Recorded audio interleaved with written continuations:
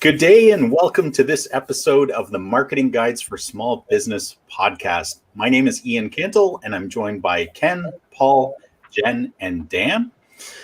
Before we start, I wanted to give a little bit of fanfare because today we're celebrating the 50th episode of this fantastic podcast. So everybody raise those hands. There we go. I'll be emceeing today's podcast. The topic we're covering today is the B word. And so I know that could mean a lot of different things to a lot of different people. So I'm going to expand on that. In business, a lot of people think the B word is budgets, and it is. But in our context of marketing, we're going to be talking about blogging and should your business be blogging? So a lot of businesses have heard that blogging is important and that it can help their business in numerous ways and fantastical ways, but not everybody understands what a blog is, why it's important, or how to go about creating a blog. So our panel today will be exploring this topic. So let me jump in with the first question for Ken. Ken, what is a blog? Yeah, so a blog is literally, it's a subset of your website. And so, one of the easiest ways to think about this now is, you've got web pages and you've got blog posts. Web pages are, they're usually informational, but they're fairly static. They don't change. And once you create a set of web pages to describe the services that you have or your about page, you may or may not on a regular basis continue to create new web pages. Blog posts they have really great features. You can categorize them by topic. You can tag them, which is also another way to kind of make it easier for people to find that content on your website.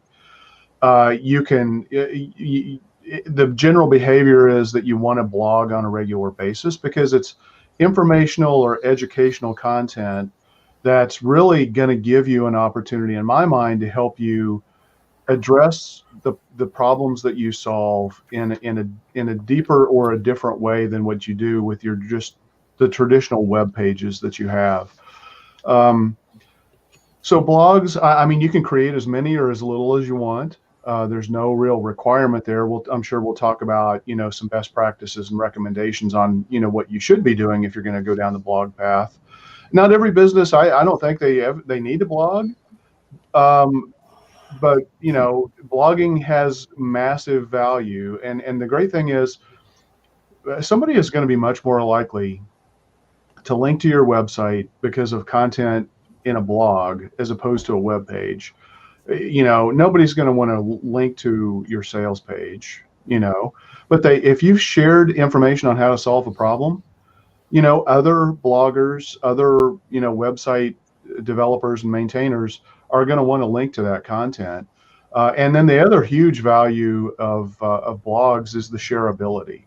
So blogs typically have widgets that make it super easy for you to share that blog post out across, whatever social channels you want to have it go out to. Awesome. That's a fantastic explanation and foundation of what a blog is. Jen, what would you say the benefits of a blog are? Yeah, the benefits of the blog. I've got a bunch of points here I want to go through. So first of all, showcasing your expertise, right? So sometimes it might be very hard for the user of the website, the visitor to the website, to understand that you guys are an expert in a certain area, because sometimes the service pages don't go into certain scenarios or don't have the product or service explained the way that you can take the time to explain it in a blog. Blogs are also really good to establish your point of view. So probably you're in a business that has competitors. And so what is so different about the way that you operate your business or you service the client? So really getting a chance to express the point of view, your differentiation, that can come through the blog. The next one is education. So really educating your potential buyer before they buy. So what do they need to know? What are some mishaps? What are some reasons why they would need this product or service? And really getting a chance to help create a very, very informed buyer. Blogs are also good for producing content for sure, because you can, Some people can blog every day. Typically, we see it about once a week, once every 2 weeks or so. So you're continuously producing content, which makes Google happy. And if, our industry, it changes so fast, but there's so many industries out there that change quickly as well. So making sure that you can keep up on either the trends or the changes, and again, insert your point of view to that. Of course, helps with SEO.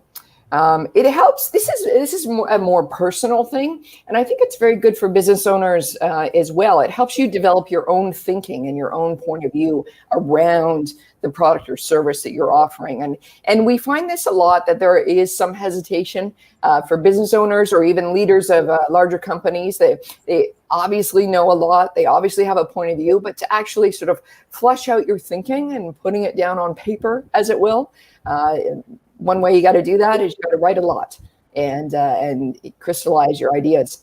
The last one is where marketing and sales can really come together. So the last one would be a blog can really, really help with sales objections. And what I mean by that is, as your sales folks, come home from a sales presentation or a sales call, you can be asking them, what are some of the objections? What are some of the things you hear all the time about, like, why they're not ready or why they don't want to buy or whatnot? And each of those objections can be a title and a blog entry. And so what's great about that is you're addressing objections that probably more of your potential customers have. And so if they're on your site reviewing, trying to check you out, and they can get some answers or another point of view to an objection that they already have, that's great, because it can clear it before they start moving down and contacting you guys. So there are quite a lot of benefits to the blog, it would seem. Yeah. That's awesome. That's awesome. Anybody else have anything to add to that? I thought I heard a big breath coming, but I was like, not. yeah, is there a disagreement? Come on. Oh, I can feel it. I feel it in the air. This is going to be that show. Yeah. All right. Well, I'll move on to the next question. Jen, you alluded to this. Ken also alluded to it, but it can help with your search engine optimization. And so this question is for Paul. It's been said that blogs can support your search engine optimization efforts and help you get found online. Why is this, and how can it help? Well, blogs give you the opportunity to target specific topics. Like I said, Ken and Jen both touched on it. You target keywords, but don't want to get too down in the weeds here, but Google is looking more at topics and content as opposed to specific keywords. So it gives you the opportunity to target specific topics, problems that your business solves. And like Ken alluded to, it creates an opportunity for links, for backlinks, which help your SEO, because people probably aren't going to link to a service page or a sales page, but they will link to something that's educational. How do I do this? How do I solve this problem? It can help with brand mentions, which is something that no one really thinks about. But it also, your expertise, your authority in a certain industry, it helps with that, which a service page is not going to help with. So there are a lot of different ways that it can help. And if done properly with internal linking between blog posts, it helps search engines understand what your business is about, what problems you solve.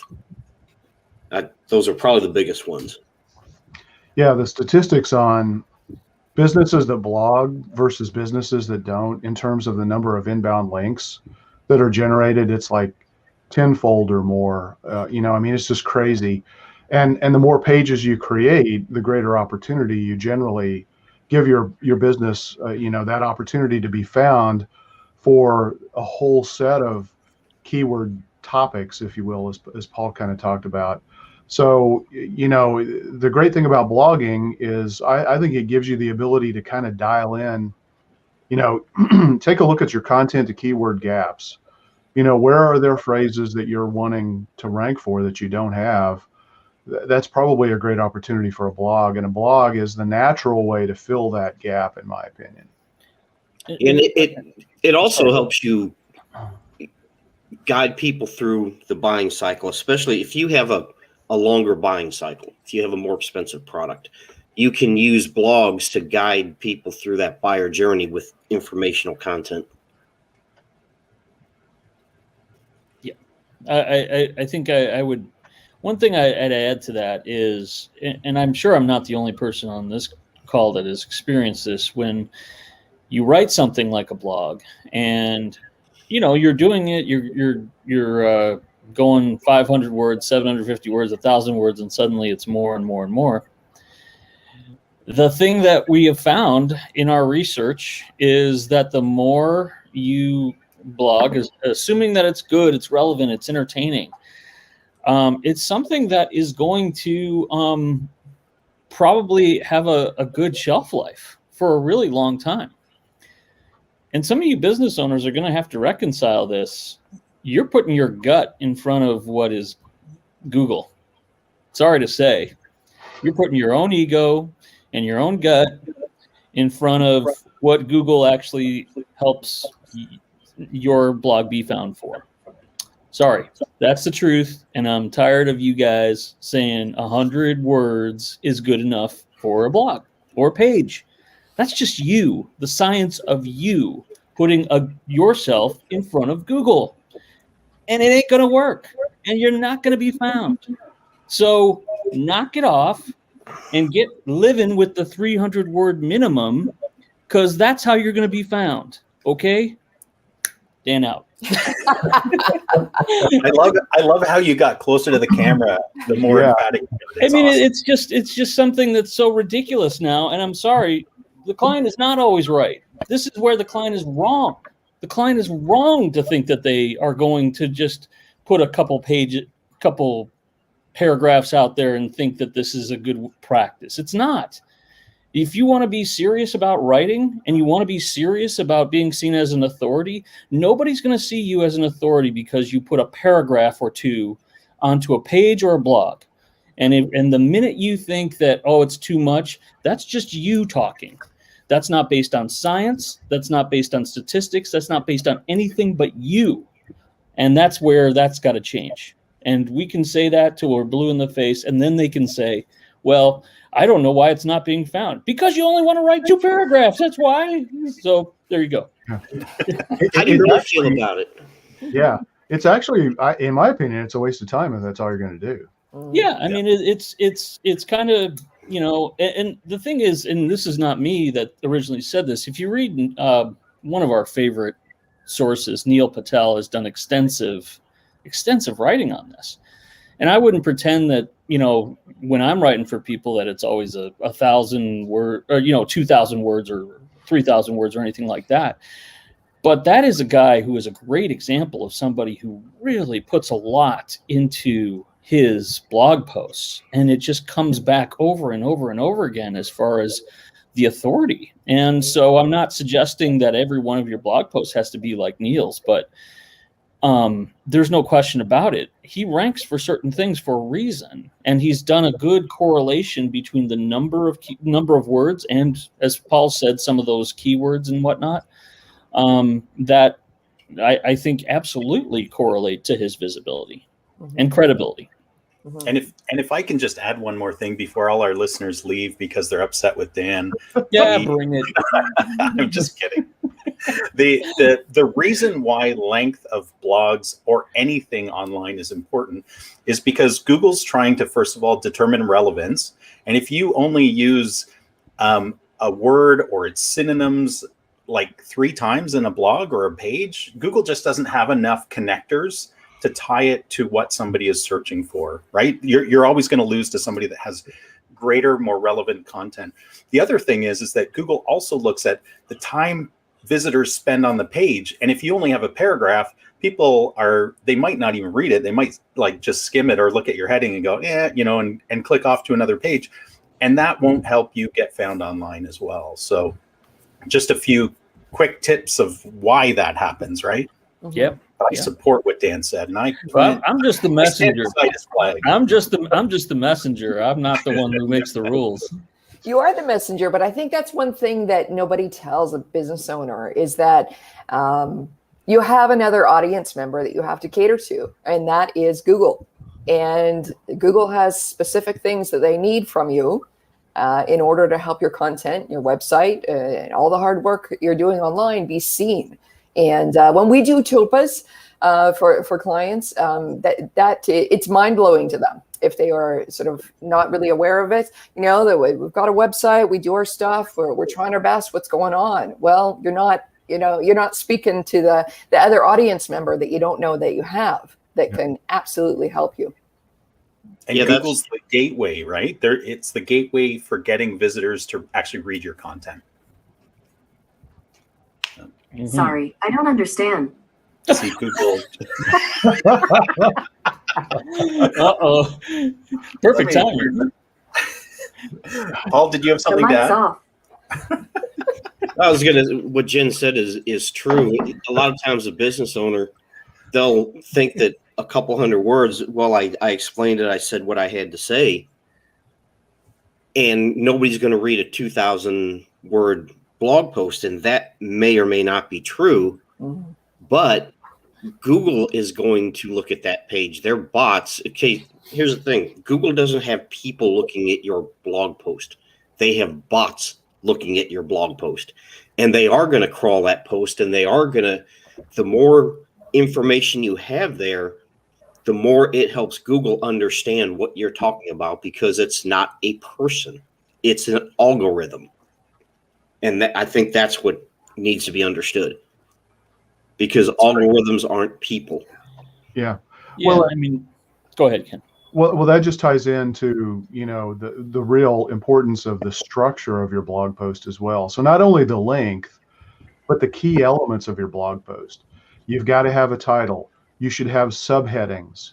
These all tie in and reinforce what that topic is about the blog post as the bots are crawling your content. Humans are very likely to scan blog posts before they read them. I do it. I'm sure we all do it.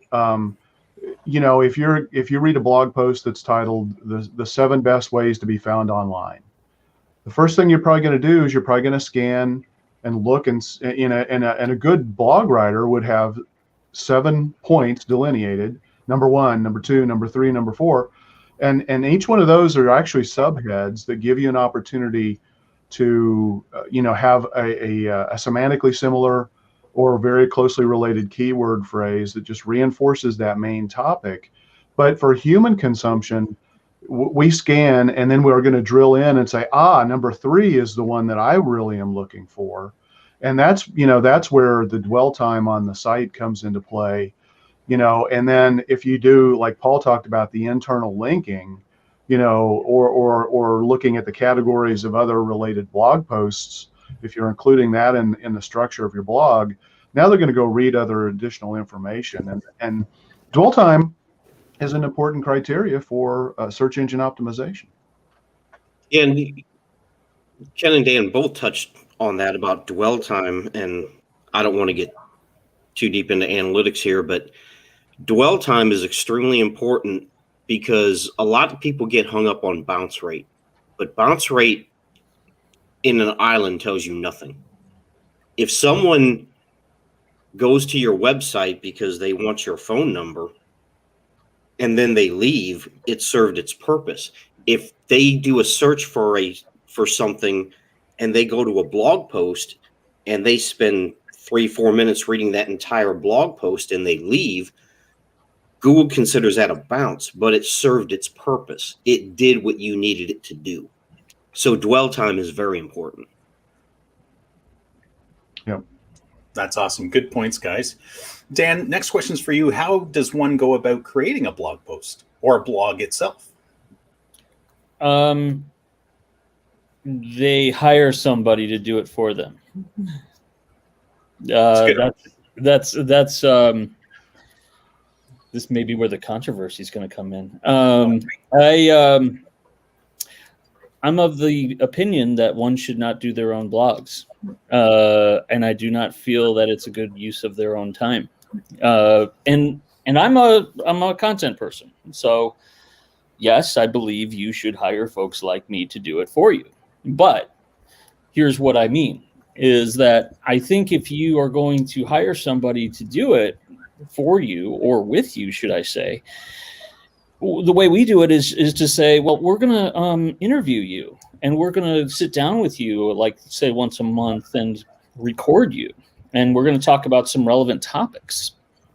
And I think it's something where, you think about it in an hour, you could probably get 3 or 4 blogs out of that by having someone take the best of what you've just said, and then going off and writing it, and then coming back and saying, is this okay? I believe that that's probably the best way to do a blog, and to be, if you are committed to doing it. I do not believe for 1 second that anybody should go and sit down and say, well, I spent a guy last month said something like, well, I put a couple hours into it, each day or each week or something like that. And the reality is, I kind of alluded to it today in a post, new business owners, that is not where your greatest value is to your own business. Your business needs you to be doing new business development. Your business needs you to be doing speaking. Your business needs you to be doing high-level client service. It does not need you to be doing blogs.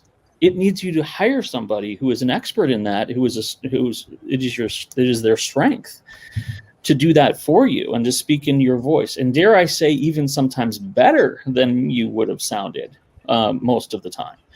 And that's just the truth. That's what we do for a living. I mean, that's why I think going about hiring somebody to do it is a much smarter way to divide and conquer and delegate.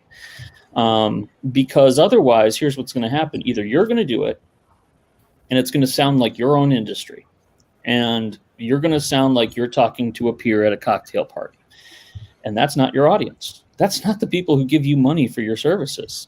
You're going to talk like, let's say, I'm not going to pick on this industry too much, but go on any lawyer blog and read it and tell me how much legalese is in it that would be appreciated by peers, or accounting blogs or things like that. It's not that it's not insightful. It's insightful to the wrong people, and it's insightful to people that are in that world. So if you're blogging towards your strategic partners, I guess that's okay. Yeah. But I'm not going to buy your services if it's over my head. What's it going to be like to work with you? I'm going to need a lawyer to English encyclopedia of how it is to work with you. No, thanks. I'm gone. You're not the only law firm in town. And so I think that's where you have to break it down, and you can't give it to an associate either, or your admin or anybody else like that, and say that that's marketing. The fact is, and I'm going to be blunt here, you're treating that as a hobby. Like, you are treating marketing as a hobby when you are giving it to people, or you're spending an hour here or an hour there on your blog. That's not a commitment. That's just like dabbling. And if you're going to dabble, then as Ken said, maybe you shouldn't do it at all, because you're all in on this or you're not. And if you're going to be all in, be committed to hiring the right person to help you divide and conquer. And I think you'll be so much better off for it. I'm just waiting. I thought there might have been some controversy there. It is controversial because some people think I can do it myself. And right. And I said this today, and I pulled no punches. I said, how much longer are you going to put your ego in front of your own business? I mean, that's really what it is. Are you going to put yourself in front of your own business? Because you got to put number one. I'm not saying that you can't be good at blogs, but is that where your business needs you most? I mean, there's somebody else on this call that I could say, well, I guess I could do this. I guess I could do that. But I partner with her because she can do it better than me, and I should not be doing it. Like, she does it better than me, and she's better. She's smarter. She's faster. And if I did it myself instead of her, my business will be worse for it. So I think that's where business owners have to take a good look at, where does it need me most?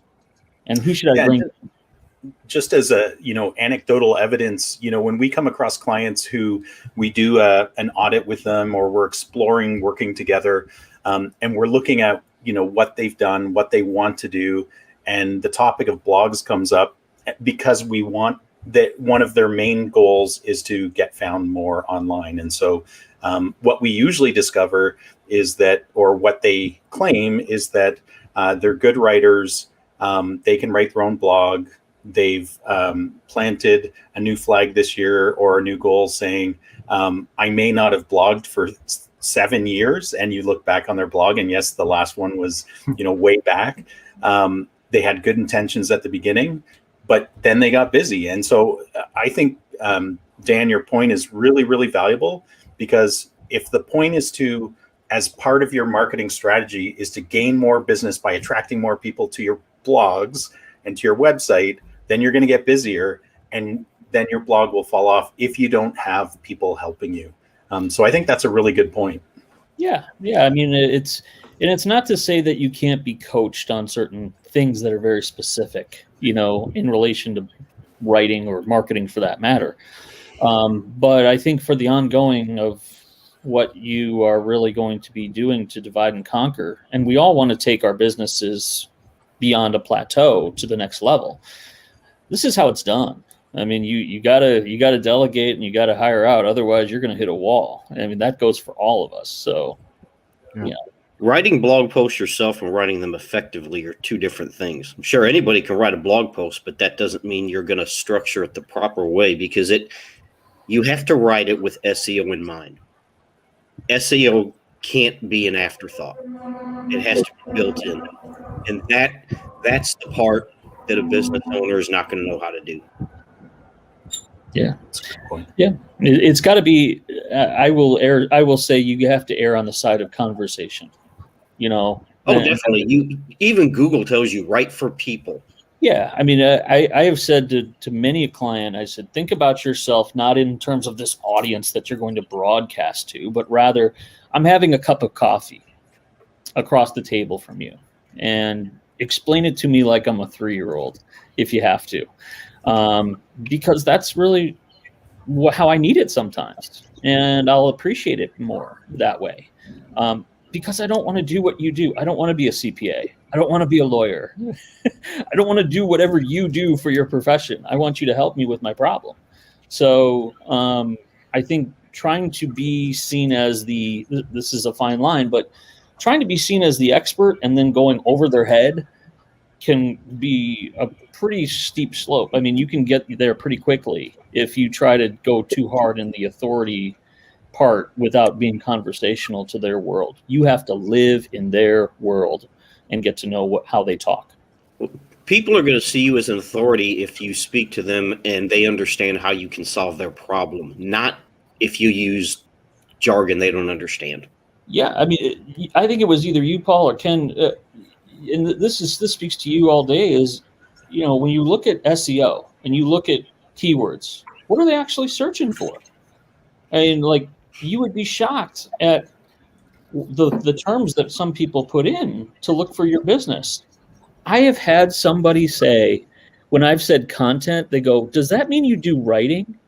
I'm like, yeah, but it just shows you that they're not wrong. It just shows you how different, if you step outside of your own skin, what they're saying compared to what you're thinking. Yeah. Keywords are Go kind of an abstract topic in my mind, because when people search for something, they have a need, they have a problem, they're looking for information. And in their mind, they're not thinking about keywords. They're thinking, okay, I have an issue, I have a problem. And that's what they're looking for. Keywords help you create this content in a way that it's found online. Google understands what you're talking about. But when someone searches for a topic, it's found. It shows up online. Yep. It's not a linear thing.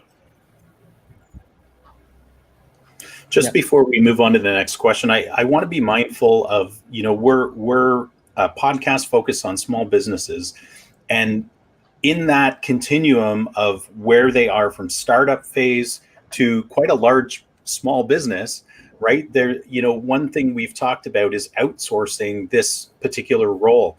I would say there is still value, especially in the startup phase, when you may have more time than money, that there is value in the business owner actually doing a blog and doing it consistently. It may not be as good as what we can do for them, but it will help them eventually get found. There's a lot of pieces that can go into it to make them get found quicker and better.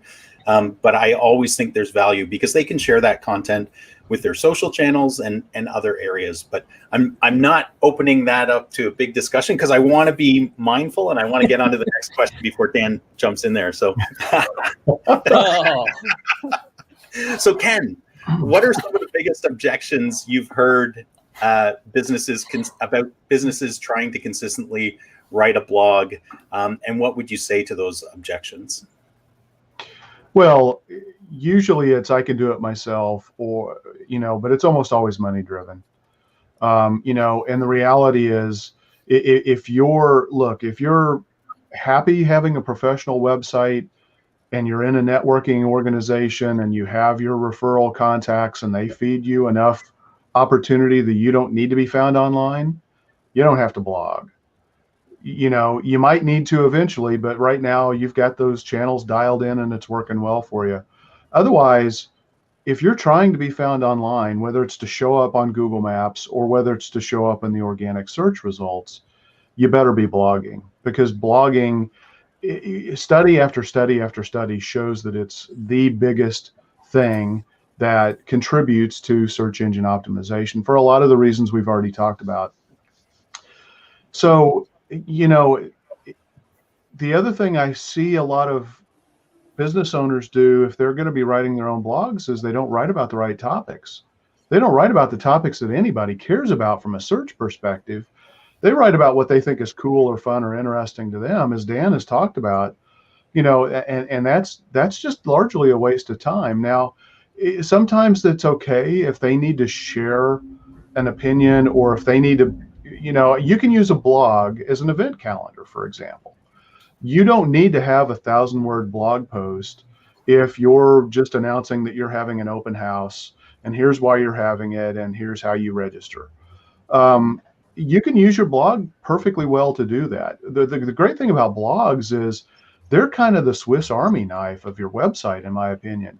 If you need to write content for those peers to build a referral network, you can write highly technical, jargonistic content because you're writing it for them, and you can categorize it so that it's going to be easier for them to find.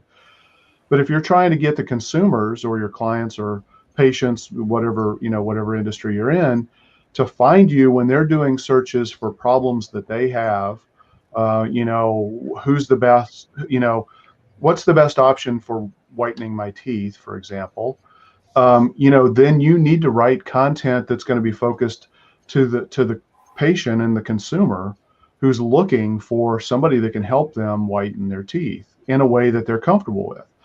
So, it's ultimately cost, but I tell you, I mean, if you're looking at search engine optimization, there's nothing better. Blog content gives you the best content that you can have on your website to share out through social media.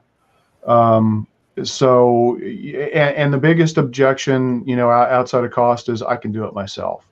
And I think we've already talked a lot about that. And it's like, you can. And maybe, as Ian, as you talked about, maybe for a whole lot of reasons, maybe you kind of need to in the very beginning, but you need to look to get help as quickly as possible, because the structure of a blog post and the, look, if you're hiring somebody to write a blog post and they're writing a 300-word blog post for you and they're charging you money for that, they are doing you no favors. You need to cut that out right now. Cut it out. Save your money, regroup, and talk to somebody who can seriously have a conversation with you about search engine optimization. It's not just enough to keep slapping new content out there and say, oh, hey, look, I feel good about myself because I have a new blog post out there. That doesn't help. Yeah, I Yeah, just want to yeah. jump in there on that because you said it was like the Swiss Army knife. If we're going with analogies, your blogs, they're certainly workhorses. I mean, it's working for you 24/7, right? Because it's out there online. People are coming to your website at all kinds of hours that work for them. And, it really is an investment. And that blog does not go up, October 2nd, of a few years ago and just go into the ether. It keeps working for you. It's and here's the interesting thing. This doesn't happen all the time, but sometimes it does. I've found is that some people don't want to write about their own stuff, about their own world.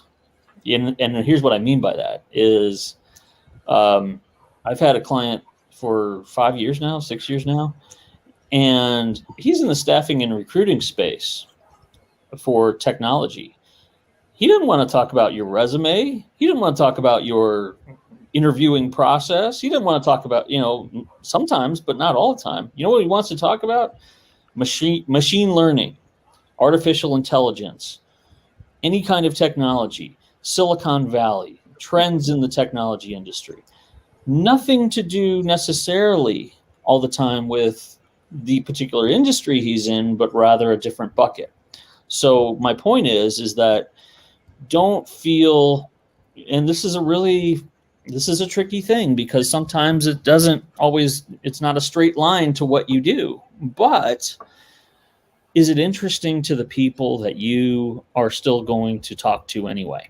And I think the answer is yes. And so you don't always have to necessarily say, well, I do this, therefore I must blog on that. So it sometimes that's true if you have the passion for it. But if it's just not common and it's a cousin kind of topic to what you do, that can work too. I mean, sometimes I ask him, like, what are you reading right now? And it inevitably will be something technology related. And he could go on and on for 10, 15 minutes about that. And that's okay. So don't feel like you can't explore a little bit outside of that industry bubble. Well, yeah. I mean, if you're a hotel chain and all you ever do is write about spending the night in your hotel chain, nobody's going to care. Right. But if you write about travel and experience and the pleasure and the joy of, the lifestyle of being able to travel and sightsee and things like that, you're going to get people to see your content, and then you're going to position yourself to help stay top of mind so that when they're thinking about where they need to book a hotel, you're going to be on the short list because you're providing them with good, valuable content. Yeah. I mean, here's the funny thing. People wouldn't realize this. The most well-read blog I've ever done in my life has nothing to do with what I do for a living. It has everything to do with it. It's about, it was like 10 years ago. And you remember when they were having the Arab Spring, and they were having different types of uprisings and stuff like that. And I was fascinated by how people were capturing that on social media. Well, I'm in the social media world, and I felt like there was such an interesting thing going on about that. And it was basically about the new kind of journalism that sometimes comes about. That post to this day is the most well-read post of anything that I've done. Now, I didn't plan that. It was just, all right, well, this is a commentary on something that is related to what I do. But it's not necessarily like, let me tell you about blogs or content or stuff. And that's going to happen sometimes. So don't run from that. It allows you to have people who will come to your site. And if your site is built the right way, then they're going to stay there and they're going to explore. So I think there's different ways in that work. Mm-hmm. As a matter of fact, Paul and I were talking to one of our clients yesterday, and, we've got some ridiculous volume of traffic coming in for a blog post that is related to what he does, but it's not him offering the service or his company offering the service. It's focused on solving a problem and answering a question, about, can I touch up a wall myself with just touch-up paint? And it's generating tremendous traffic, and people are, when not only do they get to that page, they read it and then they stay. So it's, it's like, does that mean he's converting and getting direct leads because somebody read that blog post? Probably not. But if they go and they try to touch up their wall and they screw it up, or they realize that they didn't get the paint matched quite right, who are they going to call? Yeah. And I also immediately put some internal links on that post. Yeah. But the other thing is that it was written, and this goes back to SEO takes time. That post was written almost 6 months ago. Wow. And it's generating more traffic than his home. As a matter of fact, he has 3 blog posts that get more direct traffic from search than his homepage. So Well, there guys, you go. That's why blogging is important. Yep. I want to be mindful of our listeners' time. I had more questions for you, but this has been a fantastic discussion. Before we go, though, I thought each of us could kind of just go around and give our best tip, our blogging tip, to the listeners before we shut down. So, Ken, why don't you start? What's your best blogging tip? Well, I'm going to do 2. One is very short. One is structure. You've got to structure your blog post. You've got to write like you're a newspaper publisher. People need to be able to consume the information, and people consume it by scanning. So you need to use headlines. You need to use bullet points. Scannability factor is huge. But what I'm going to say is, if you're stuck on ideas for topics, again, I'm going to give you another perfect example. We were having a conversation with a client a couple of days ago, and they're a little bit annoyed because we've got a web chat widget on their website where people are just going in there and they're asking quick questions. Hey, can I do this? Is this the right kind of paint that I could use on, when I'm going to go paint the exterior of my house? But again, that's gold, because they're getting people to say, I've got this problem. I need somebody to help me answer it.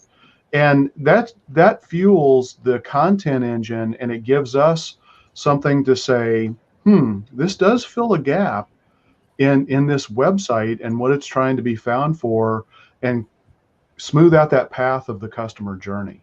So you use stuff like that. It's a little bit of an annoyance that people are asking you questions where they clearly just want a quick, short answer because they're going to go off and do it themselves. But you can turn that to your advantage and then some. Cool. Awesome. Thanks, Ken. How about you, Jen?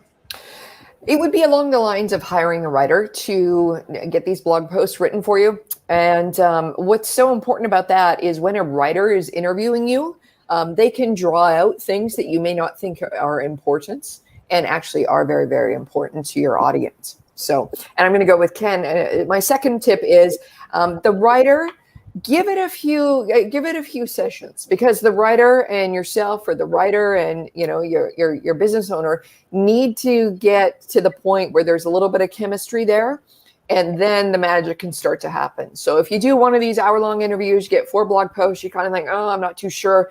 Yeah, I'd say give it 2 more times, and then see if there's a chemistry there, because even the best writer, it's going to take a few rounds to develop that chemistry so they can really get your voice. Awesome. Thanks, Jen. Paul, what about you? Well, there's a couple things. First, repurpose your content. Definitely. There we go. Take your blog content, turn it into a video, put it out on social media. Sometimes you create specific content for specific purposes, but create evergreen content, content that doesn't expire, as it were. And go back to your older blog posts. And this kind of ties in with what Ian was saying. In the beginning, you may write blog posts yourself, and they may not be the best in the world. But you can always go back later and add to them, modify them, update them. And you should do that anyway, because things get outdated over time. Let's say you have a home remodeling client, or you're a home remodeler, and they say you have a kitchen trends for 2018. Well, you might want to, this isn't 2018 anymore. Now, those kind of titles, statistics show, generate traffic, but you should probably go back and update that blog post to make it current and relevant, because it's also going to drop in the rankings if you don't. I guess those are my two biggest tips. Awesome. What about you, Dan? I would say something that Jen just said that's really important is when you're hiring a writer, do not expect that writer to be you. I have no interest in transcribing you. Talk into a phone and upload it to Rev if you want to do that. I don't want to be you. I don't want to have your words spit back. That's not taking advantage of any writer's talent. So if you're going to hire a writer, you have to be open to the fact that they're not going to be exactly like the way you said it. It's probably going to be better because it's going to be something that takes they can step out of your skin and they can say something in a conversational tone. And I'm not here to write for that client. I'm here to write for that client's audience. And so can you do that? And can you write that on a consistent basis? I'm here to answer that question for you. No, you can't. Okay. You can't do that. It's not hypothetical. You can't do that. It took me 25 years to do this. You can't do that right now. So that's where you have to put your business in front of yourself and say, I can do that. But should I? Is that really the best way I can be furthering my business? Maybe I can be furthering my business by hiring somebody who's an expert and can make me sound really good, because my business needs me in 5 other places, and this isn't one of them. Doesn't mean I'm not going to do marketing. That's just crazy. But if I can hire somebody to help me and make me look really good on a consistent basis, then what am I doing trying to do this myself? That's not a good use of my time. I need to get busy living. So that's what my advice would be. Ian, Awesome. can I add one more? Because I think it's a You big. sure can, Ken. So you've got to promote your blog. It's not just enough to write it and let Google do its magic and crawl it and find it and index it and return it for search results. You might need to spend some money boosting it on social media channels. And you certainly should be creating, and I think, Ian, you probably do this. I don't know if all you guys do, but we create a 12-month social media campaign for every blog post. If it's an evergreen piece of content, to keep driving traffic back to read that blog post, because blog posts are, ideally they're going to continue to serve a purpose. It's an investment in your website. So be prepared to spend a little bit of money to get more out of that investment. Awesome. Thanks, Ken. My tip as well would be, it was talked about a little bit, but if you're struggling with what to write on your blog post, especially at the beginning, if you haven't done this already, frequently asked questions are the low-hanging fruit of blog topics because people are searching for them. The reason that you actually know that they're frequently asked questions is because, as Ken said, they're asking on chat, or when you're on phone calls with prospects or customers, they're actually asking these questions. And so those are like the unmined gold of blog posts that you absolutely should be mining in order to get found. Guys, this has been a fantastic discussion. I hope that for our listeners that you found that this has demystified the B word, the blogging word for you today, and that you can see why you should seriously consider a blog for your business. We're going to wrap up for the day. Thank you to everyone, and we'll see you next week.